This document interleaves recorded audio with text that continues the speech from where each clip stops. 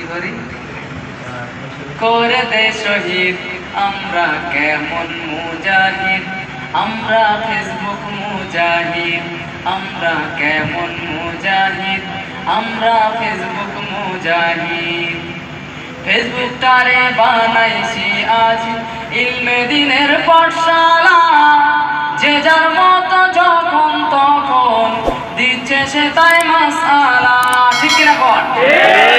দেখছেন হুজুর? ফেসবুকটারে বানাইছি আজ ইলমে দিনের পাঠশালা, যে যার মতো যখন তখন দিচ্ছে সে তাই মাসআলা।